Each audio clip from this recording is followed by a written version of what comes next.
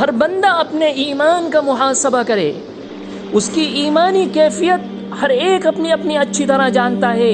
اپنی ایمانی کیفیت کو جانچو ٹٹولو کہ ایمانی کیفیت کا میرا کیا حال ہے. آج ہم بخوبی اس سے واقف ہیں کہ آج ہمارے ایمان بہت زیادہ کمزور ہو گئے. چند ٹکوں پر اپنے ایمان کا سودا کر بیٹھتے ہیں.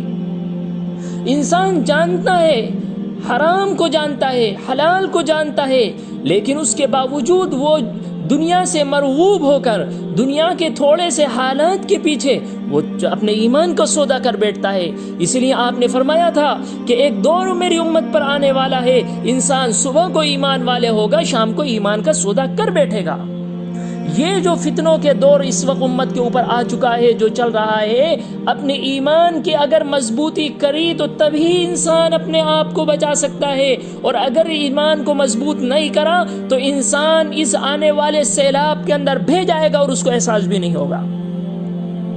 میرے دوستو بزرگوں، اللہ کے نبی صلی اللہ علیہ وسلم جو ایک جماعت صحابہ کی بنا کر گئے تھے، ذرا ان کو دیکھو، ان کے واقعات کو وقتاً فوقتاً پڑھو، کیسا ان کا ایمان تھا. حضرت شیخ زکریا صاحب رحمۃ اللہ علیہ نے فضائل اعمال کا جو پہلا حصہ لکھا ہے، اس حصے کو پڑھو، دیکھو صحابہ کا ایمان کیسا تھا. حضرت مولانا یوسف صاحب رحمۃ اللہ علیہ نے جو حیات الصحابہ لکھی ہے، پڑھو صحابہ کا ایمان کیسا تھا، اس سے اندازہ ہوگا ایمان کیسا تھا. ایک واقعہ صرف آپ کو سناتا ہوں. حضرت عبداللہ بن حذافہ رضی اللہ تعالیٰ ایک صحابی ہیں. حضرت عمر فاروق رضی اللہ تعالیٰ کا زمانہ ہے. آپ نے حضرت عبداللہ کو روم کی طرف ایک سفر جہاد میں امیر بنا کر بھیجا. اتفاق یہ ہوا رومیوں نے آپ کو لشکر سمیت گرفتار کر لیا اور آپ کو پکڑ کر اپنے بادشاہ کے پاس لے گئے اور وہاں ان کا تعارف کرایا، یہ ہے محمد جو مکے میں پیدا ہوئے اور ہجرت کر مدینہ گئے، یہ ان کا صحابی ہے. بادشاہ نے دیکھا، دیکھنے کے بعد بادشاہ نے پیشکش کی ان کے سامنے، نصرانی مذہب کو قبول کرنے کی درخواست کری. اور یہ انہوں نے جو ان کو اس کے عوض میں جو لالچ دی وہ یہ تھی کہ میں اپنی حکومت میں تمہیں شریک کر لوں گا. گویا کہ روم کی سلطنت اس وقت کی کوئی معمولی سلطنت نہیں ہے، عظیم سلطنت ہے. میں اس پوری سلطنت میں تمہیں شریک کر لوں گا. گویا کہ بادشاہت کی پیشکش کی حضرت عبداللہ کو. لیکن حضرت عبداللہ نے بڑی بے نیازی اور جرأت سے جواب دیا، اگر آپ ساری دولت اور عرب کے تمام خزانے مجھے دے کر یہ چاہیں کہ میں تھوڑی سی دیر کے لیے اپنے آقا محمد صلی اللہ علیہ وسلم کے دین سے پھر جاؤں تو یہ ہرگز نہیں ہو سکتا. بادشاہ نے کہا تو پھر میں آپ کو جان سے مار ڈالوں گا. حضرت عبداللہ نے جواب دیا، وہ آپ کی مرضی ہے، آپ چاہیں میری جان لے لیں لیکن ہو نہیں سکتا میں دین سے ہٹ جاؤں. بادشاہ نے اپنے ساتھیوں سے کہا، اپنے نوکروز کو حکم دیا، ان کو سولی پر لٹکاؤ. لیکن سنو، ان کو سولی پہ چڑھانے کے بعد سولی دینا نہیں ہے، بلکہ سولی پہ لٹکانے کے بعد ان کو تیر ان کے ارد گرد چلاؤ.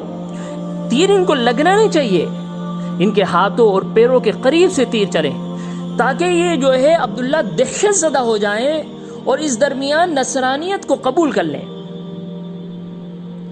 مگر یہ ہوا کہ تیر برابر چلتے رہے، سولی پر لٹکے ہوئے ہیں، تیر چل رہے ہیں، ہاتھوں اور پیروں اور بدن کے ارد گرد تیر لگ رہے ہیں، لیکن ان کا ایمان کا یہ عالم تھا کہ وہ قطعاً اس کے مرعوب نہ ہوئے.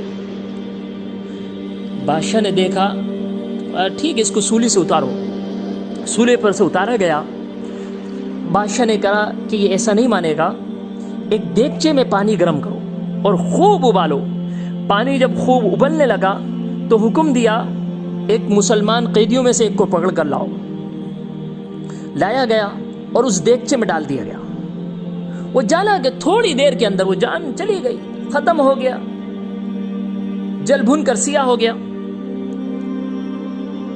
پھر بادشاہ نے حضرت عبداللہ سے پھر حکم دیا، دیکھو تمہارا بھی یہی حال ہونے والا ہے، اگر نصرانیت اختیار کر لی تو بچ جاؤ گے، اور اگر جو ہے یہ نہیں قبول کرتے ہو ہماری جو درخواست ہے تو پھر تمہارا بھی یہی حال ہوگا جیسا اس کا ہوا. لیکن میرے دوستو بزرگوں، یہ لوگ کہاں مرعوب ہوتے ان سب چیزوں سے، فوراً انکار کر دیا. بادشاہ نے کہا ٹھیک ہے، ان کو بھی کھولتے ہوئے پانی میں ڈال دو۔ حضرت عبداللہ کو دربانیوں نے پکڑا اور ان کو دیگچے کی طرف لے کے جانے لگے۔ جب قریب لے کر گئے تو حضرت عبداللہ رو پڑے۔ بادشاہ سمجھ گیا ہاں یہ میں کامیاب ہو گیا، فرمایا ٹھیک ہے ان کو لے کر آؤ۔ سمجھ گیا یہ شاید موت کا ڈر ہے، اب یہ ضرور اسلام چھوڑ دے گا۔ بلایا گیا، پھر نصرانیت کی دعوت دی۔ حضرت عبداللہ نے پھر صاف انکار کر دیا۔ بادشاہ نے پوچھا آخر روئے کیوں؟ اللہ اکبر۔ اس پر حضرت عبداللہ نے جو جواب دیا وہ اسلام کی روشن تاریخ میں آب زر سے لکھے جانے کے قابل ہے۔ ملاحظہ کیجئے، ایک صحابی رسول کی ایمانی قوت کا اندازہ لگائیے، کیا ایمان تھا، اور پھر اپنے ایمان کو جانچیے کیا آج میرا بھی یہی ایمان ہے یا نہیں ہے۔ اگر نہیں ہے تو ایمان کو اس حد تک لے کے جانے کی ضرورت ہے جو عبداللہ بن حذافہ لے کر گئے ہیں۔ ان کا ایمان جو ہے وہ ایمان ہوگا تو اس دور کے ان دجالی فتنوں سے بچ سکتا ہے، ورنہ بچنا ناممکن ہے۔ فرمایا مجھے اس پر رونا نہیں آ رہا کہ تو مجھے اس کے جو گرم پانی ہے اس کے اندر ڈال دے گا، رونا اس پر آ رہا ہے آج میرے پاس صرف ایک جان ہے جو اللہ کی راہ میں جلائے جانے کو تیار ہے۔ کاش میرے بدن کے ہر بال میں ایک ایک جان ہوتی، ان سب کو اللہ کی راہ میں اس طرح جلا دیتا، لیکن کیا کروں میرے پاس تو ایک ہی جان ہے جو اللہ کے لیے میں اس کو پیش کر رہا ہوں، اس لیے میں رو رہا ہوں۔ اس مضبوط ایمان کو دیکھ کر نصرانی بادشاہ کا دل پسیج گیا۔ اس نے کہا اگر آپ میری پیشانی کو چوم لیں تو میں آپ کو فوراً ابھی یہاں سے رہا کر سکتا ہوں۔ حضرت عبداللہ نے فرمایا نہیں، میرے نہیں، اگر سارے مسلمان قیدیوں کی رہائی کی اگر آپ پیشکش کرتے، میں درخواست کرتا ہوں اگر سارے مسلمان قیدیوں کو آپ چھوڑ دو گے تو اس شرط پر میں آپ کی پیشانی کو چوم لوں گا۔ نتیجہ یہ ہوا بادشاہ نے کہا ٹھیک ہے۔ حضرت عبداللہ آگے بڑھتے ہیں، بادشاہ کی پیشانی کو چوم لیتے ہیں، بوسہ دیتے ہیں، اور بادشاہ ان تمام قیدیوں کو، ان تمام لوگوں کو چھوڑ دیتے ہیں۔ جب پھر یہ مدینہ منورہ آتے ہیں، حضرت عمر کی خدمت میں حاضر ہو کر پورا واقعہ بیان کرتے ہیں۔ حضرت عمر اتنے خوش ہوتے ہیں اور فرماتے ہیں ہر مسلمان پر لازم ہے کہ وہ عبداللہ کی پیشانی کو چومے، پھر خود آگے بڑھ کر اپنے مبارک ہونٹوں سے عبداللہ بن حذافہ کی پیشانی کو بوسہ دیتے ہیں۔ میرے دوستو بزرگوں، اس واقعے سے حضرات صحابہ کی ایمانی قوت کا اندازہ لگایا جا سکتا ہے۔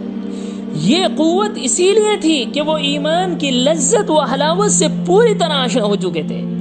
آج ضرورت ہے ہر مسلمان ایسے ایمان کی ہر مسلمان کو ضرورت ہے۔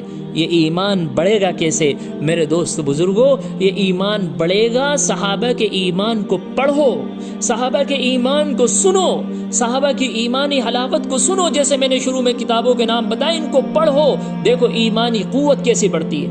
اس لیے کہ آج پتہ ہی نہیں ایمان کیسی تھی، کس چیز کا نام ہے۔